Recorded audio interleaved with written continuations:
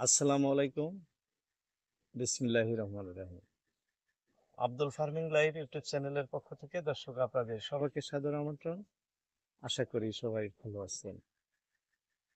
আজকে শুক্রবার, খুব ভোরবেলা, সকালবেলা হাঁসকে কৃমিনাশক দিব, সেই উপলক্ষে ভিডিওতে আসে।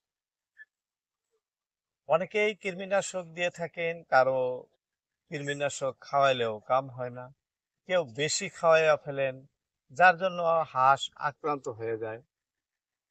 খাওয়ান কৃমির ওষুধ ভালোর জন্য, কিন্তু বরংশ ভালো না হয়ে আপনার ক্ষতি বেশি হয়ে যায়। কি জন্য হয় এবং কৃমি ওষুধ কোনটা খাওয়ানো ভালো, কোনটা খাওয়াইলে আপনার হাঁস খামার সুস্থ সবল থাকবো, কোনো ধরনের রিয়াকশন বা ক্ষতি হবে না, এই নানা তথ্য নিয়ে আজকের ছোট্ট একটি মানে প্রতিবেদন।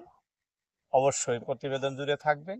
আপনার কৃমিনাশক সম্পর্কে কোনো ধরনের ভুল হওয়ার সম্ভাবনা আর থাকবে না। অনেকেই আমরা কিন্তু খামার বিষয়ে অত একটা জ্ঞান নাই, হয়তো নতুনই বেশিরভাগ। আমরা যারা খামার করি নতুনই বেশিরভাগ। তাই আজকের ভিডিওটি খুবই গুরুত্বপূর্ণ। চলেন আমি দেখাইতেছি কিভাবে কৃমিনাশক খাওয়াইতে হয় বা কিভাবে বানাইতে হয়, বা সরকারি পশু চিকিৎসালয় থেকে যদি যে কিনে আনবেন সেগুলো কিভাবে খাওয়াবেন। আসেন মূল ভিডিওতে যাই। আমি হাঁসকে এইভাবে আবদ্ধ করে রাখছি। আবদ্ধ করে রাখার মূল কারণ, বর্তমান নোংরা পানি, বাইরের পানিতে, এমনিতে গরম পানি, এই পানিতে গেলে হাঁস বেমার হয়। এই যে পানি দেখাইতেছি আপনাদের, এটি আমি এখানে কৃমিনাশক দিয়েছি। কৃমিনাশক বলতে আমি যে উপকরণটি দিয়েছি এখানে, সেটি হলো নিম পাত। এটি হলো প্রথম স্তর। আপনি যদি আয়ুর্বেদ হিসাবে খাওয়াইতে চান যে আপনার হাঁসকে কোনো সময় যাতে অসুস্থ না হয়, সুস্থ সবল থাকে, কোনো ধরনের লিভারের কমপ্লেন বা বিভিন্ন ধরনের বা ঘা ওঠা বা গুটিগুলা উঠে, বা মানে নিম পাত এমনও একটি পাত শত উপকারের। আপনি মাসে একদিন বা 15 দিনে একদিন খাওয়াইতেই পারেন। আপনার হাঁস যেমন কিমড়ির থেকে মানে বাঁচব, তেমনি অন্য অন্য ব্যাধির থেকেও বাঁচব। আপনি নিম পাত ঝোপা বেঁধে যেখানে হাঁস থাকে সেখানেও দিয়ে দিতে পারেন, দুটো একটা করে। যদিও তিতা, কিন্তু হাঁস ঘাস খায় বেশি, যার জন্য খেয়ে ফেলে, আমরা দিয়ে থাকি।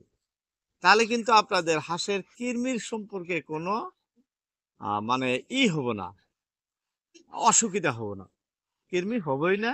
আর এর থেকে যে কোনো ধরনের ব্যাধি হওয়া, তাও হবে না। কৃমিনাশক খাওয়ানোর সাথে সাথেই প্রথম যে মানে কিটা হয়, সেটা এই ক্ষতিটা হয়, সেটা হলো কৃমিনাশক খাওয়ানোর সাথে সাথে লিভারটা ড্যামেজ হয়ে যায়। অর্থাৎ কৃমিনাশক খাওয়াইলে হাঁসকে পাশাপাশি আপনাকে লিভার টনিক খাওয়াইতে হবে।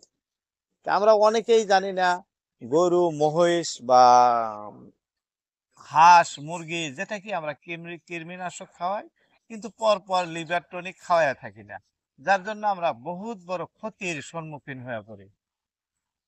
আজকে থেকে ফোন করব, কৃমিনাশক খাওয়ানোর পর পরই আমরা লিভার টনিক খাওয়াবো। হাঁস হোক, মুরগি হোক, গরু হোক, সঙ্গে খাইতে দিব, যাতে লিভারটা স্ট্রং হয়, শক্তিশালী হয়। পরিমাণ বেশি না, খুব কম পরিমাণে, 5 থেকে 7 দিন খাওয়াইলে ওই সমস্যাটা থাকে না। কিন্তু যখন আপনি আয়ুর্বেদ হিসাবে খাওয়াবেন, অর্থাৎ নিম পাতা খাওয়াবেন, এই যে আমি যেটা দিয়ে দিছি এখানে, এই যে নিম পাতা, এখানেও দিছি, এখানেও দিছি, দুইটা।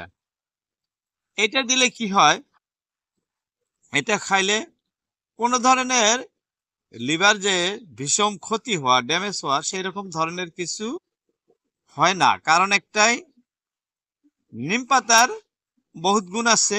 আর এটা খাওয়াইলে আপনি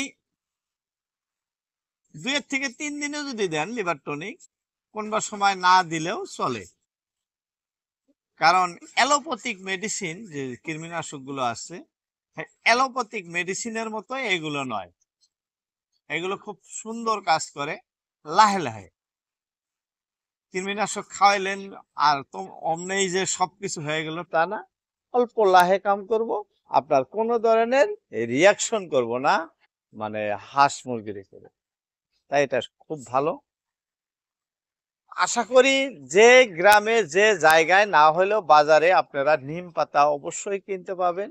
সেখান থেকে সংগ্রহ করে যদি নিম পাতা প্রতি খামারি ভাই ব্যবহার করেন, তাহলে আপনাদের কোনো ধরনের কৃমির সমস্যাও থাকবে না, বরং অন্য অন্য যে সমস্যাগুলো আছে সেগুলোও কম হবে।